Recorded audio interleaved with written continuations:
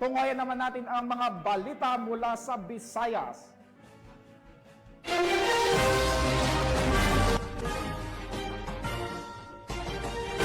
Matagumpay na nagtapos ang Public Safety Basic Recruit Course o PSBRC Batch 2023 Class Isaya sa Regional Training Center 7 Camp Jesse M. Robredo, Barangay Hugan, Consolacion, Cebu.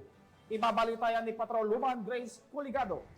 Matagumpay na nagtapos ang Public Safety Basic Recruit Course Batch 2023-01 Class Alpha to Foxtrot Isaya sa kanilang mahigit 6 na buwan na pagsasanay bilang alagad ng batas sa Regional Training Center 7, Camp Jesse M. Robredo, Barangay Hugan, Consolacion, Cebu, noong 12 ng Hunyo taong kasalukuyan. Bakas ang kagalakan sa mga mukha ng nagtapos na may bilang na 303 na kung saan 242 ay lalaki at 61 ay babae. Nagsilbi namang guest of honor and speaker si Police Brigadier General Anthony A. Averin, Regional Director ng Police Regional Office 7 at aniya.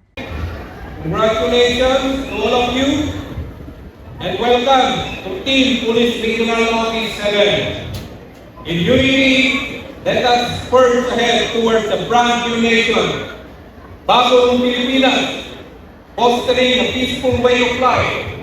Mabuhay ang Philippine National Police. Mabuhay tayo lahat.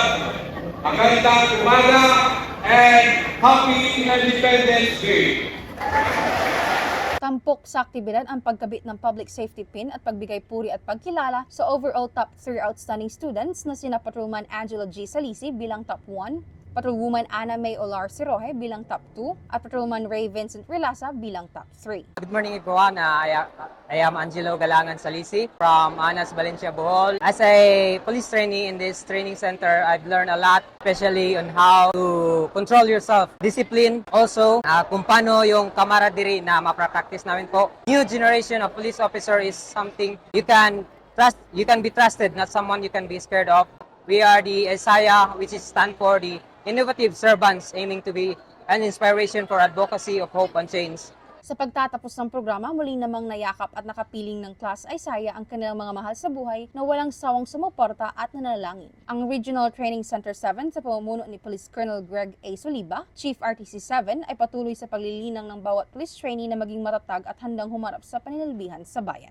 Mula dito sa Central Visayas, ako ang inyong Police News Network Correspondent, Patrolwoman Grace Culigado, alagad ng batas, tagataguyod ng Balitang Pulis.